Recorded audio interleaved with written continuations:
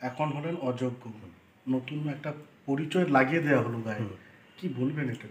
এটা আমরা আমরা হচ্ছে এসএসসি যেভাবে আমাদেরকে ফর্ম ফিল আপ করিয়েছিল 2016 সাল, সেই পদ্ধতি মেনে আমরা কিন্তু এক একটা স্টেপ উতরে আজকে আমরা চাকরি করতাম।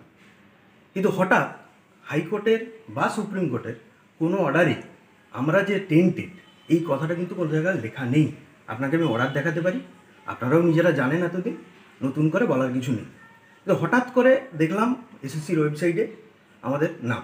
এবার কালকে আমরা সোমবার হাইকোর্টে যাচ্ছি, পরবর্তীকালে এটা নিয়ে সুপ্রিম কোর্টেও আমরা যাব। আমরা আমাদের মতো করে আইনত ব্যবস্থা করব। বলছি দাদা, অযোগ্য মানেই চাকরি পেয়েছে বেআইনিভাবে, বেপথে অর্থ দিয়ে। আপনিও কি সেইভাবেই চাকরি পেয়েছেন? আমি এটা একদম যে কথাগুলো রটছে এগুলোর কোনো ভিত্তি নেই, ঠিক আছে, এইটুকুই বলতে চাই। আর আপনারা যে উচ্চ আদালতে যে যাবেন, আপনি কি একাই যাচ্ছেন না আপনারা? না, আমরা তো এই জিনিসটা নিয়ে আমাদের সাথে অনেক কিছু হয়েছে, আগেও হয়েছে। এটা নিয়ে আমরা সর্বতভাবে চেষ্টা করব। আইনত নিশ্চয়ই ভারতের আইন ব্যবস্থা আমাদেরকে কোনো না কোনো দিন সঠিক পথ দেখাবে, এটুকুই। আপনার নাম? আমার নাম শুভদীপ ত্রিপাঠী। সুপ্রিম কোর্টে এটা তো আমি অ্যাজ এ ক্যান্ডিডেট এটার উত্তর দিতে পারবো না। এটা সিদ্ধার্থ এসএসসির যে চেয়ারম্যান স্যার উনি দিতে পারবেন, বা ওই সংক্রান্ত যারা অফিসার্সরা আছেন তারা দিতে পারবেন। এটা আমি ঠিক বলতে পারবো না। এটা আমি কী করে বলবো অ্যাজ এ ক্যান্ডিডেট।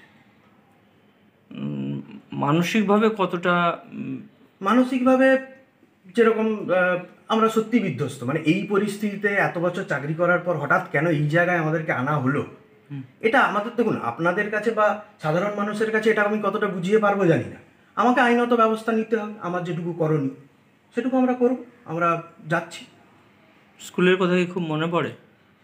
স্কুলের কথা তো সেই, আপনারাও যদি কোনো একটা জায়গা ছেড়ে চলে যান এতদিন পরে, তা আপনাদেরও যে জায়গা হবে আমাদেরও সেই জায়গায় আছি আমরা মানসিকভাবে।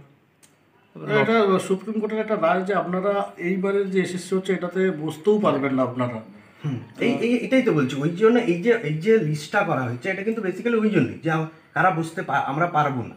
কিন্তু এটা কোন তথ্যের উপর ভিত্তি করে এসএসসি দিল, এইটা আমরা এসএসসির কাছেও জানতে চাইবো এবং কোর্টেও যাব।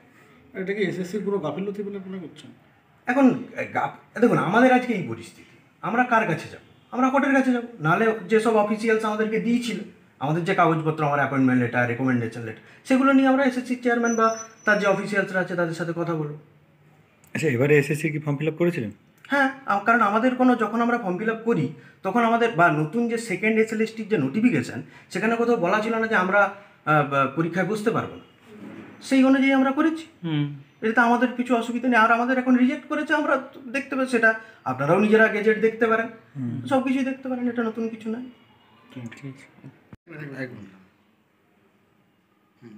আমি একটা কথাই বলতে চাই যে একটা আন্ডার ট্রায়াল অবস্থায় একটা ডিভাইস, একটা ইলেকট্রনিক ডিভাইস, সেটা এখনও লোয়ার কোর্টে আন্ডার ট্রায়াল অবস্থায় আছে।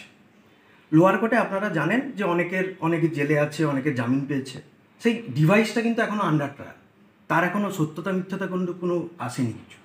তার আগে সেটা জাজ না করেই আমাদের 100% পানিশমেন্ট, আমার চাকরি চলে গেছে, আমাকে এতগুলো পেনাল্টি হয়েছে এখনও অবধি। এটা কি করে দুটো প্যারালাল সিস্টেম একসাথে চলছে আমার ঠিক জানা নেই। তো এটা আমরা আইনত যাচ্ছি, নিশ্চয়ই কোনো না কোনো দিন আমরা বিচার পাবো। একটা কথা দাদা, বিভিন্ন মহল থেকে উঠে আসছে, বিভিন্ন রাজনৈতিক মহল থেকে, যে যারা বাদ গেল এরা কোনো না কোনোভাবে অর্থনৈতিক লেনদেন করেছে, সেখান থেকে নাম্বার বাড়িয়েছে। আমি আপনাকে আগেও বললাম, এখনও বলছি, এই কথাগুলো একদম কারো এগেনস্টে এখনও অবধি কোনো কিছু এখনও আপনারাও দেখতে পাননি, আমি জানি না। আর আমি ব্যক্তিগতভাবে বলতে পারি এটা একদমই পুরোপুরি মিথ্যা। আপনাদের যদি ডকুমেন্ট দেখতে চান আপনারা, আমি প্রত্যেকটা ডকুমেন্ট আলাদা আলাদা করে দেখাতে পারি আপনাকে। সব কিছুই সেইভাবেই মেনটেন করে পাওয়া।